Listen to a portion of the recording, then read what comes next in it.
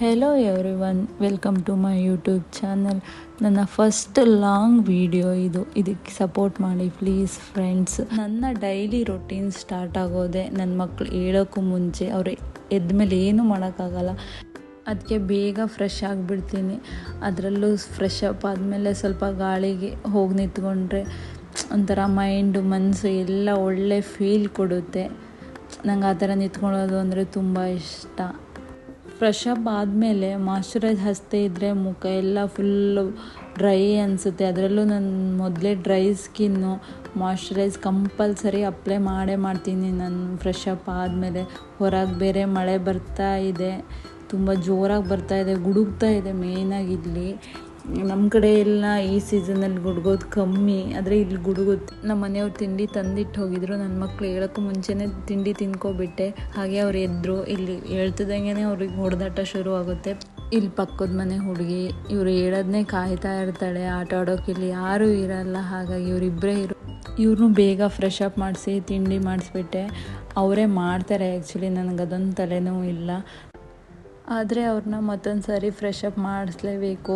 Full ಮೈ ಮೇಲೆ ಬಟ್ಟೆ ಮೇಲೆಲ್ಲ ಕೆಡ್ಕೊಂಡು ಬಿಡ್ತಾರೆ. ಮಾಡಿಸಿದ್ರೆ ಆಯಿತು, ಅವ್ರು ತಿನ್ನೋದು ಕಲಿತ್ರೆ ಸಾಕು. ಅವ್ರು ಸ್ಕೂಲಿಗೆ ಹೋದ್ಮೇಲೆ ನನ್ನ ಮಕ್ಕಳು ತಿಂತಾರೆ ಬಿಡು ಅಂತ ನನಗೆ ಸಮಾಧಾನ ಇರುತ್ತಲ್ಲ. ನಮ್ಮ ಮನೆಯವರು ಊಟ ತಗೊಬಂದು ಇಟ್ಟಿದ್ರು. ಊಟನೆಲ್ಲ ತೋರಿಸ್ತಾ ಇದ್ದೀನಿ ನೋಡಿ, ಏನೇನು ಕೊಟ್ಟಿದ್ದಾರೆ ಇಲ್ಲಿ ಅಂತ. ಇಲ್ಲಿ ಊಟ ಏನೋ ಒಂಥರ ಚೆನ್ನಾಗಿರುತ್ತೆ, ಆದರೆ ನಮಗೆ ಸೌತ್ ಕಡೆಯವರಿಗೆ ದಾಲ್ ಇಷ್ಟ ಆಗಲ್ಲ. ಆದರೂ ಏನು ಮಾಡೋದು, ಪಾಲಿಗೆ ಬಂದಿದ್ದೆ ಪಂಚಾಮೃತ ಅಂತ ತಿಂತಾ ಇರೋದೆ.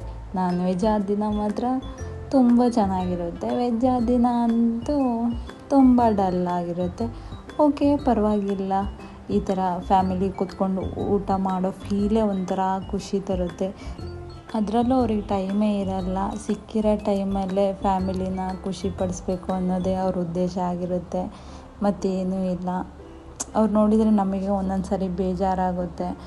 ಇಷ್ಟೊಂದು ಕಷ್ಟಪಡಬೇಕಾ ಅನಿಸುತ್ತೆ. ಏನು ಮಾಡೋದು, ಜೀವನ ನಡಿಬೇಕಲ್ಲ, ಎಲ್ಲರೂ ಕೂತ್ಕೊಂಡು ತಿನ್ನೋಕ್ಕಾಗುತ್ತಾ? ನಾವು ನಮ್ಮ ಮಕ್ಕಳು ಚೆನ್ನಾಗಿರಬೇಕು ಅಂದರೆ ಅವರು ದುಡಿಲೇಬೇಕು. ಏನು ಮಾಡೋದು? ಆವಾಗಲೇ ಹೇಳಿದ್ನಲ್ಲ, ಪಾಲಿಗೆ ಬಂದದ್ದು ಪಂಚಾಮೃತ. ಒಂದು ಬೇಕು ಅಂದರೆ ಒಂದೊಂದು ಸ್ಯಾಕ್ರಿಫೈಸ್ ಮಾಡಲೇಬೇಕು.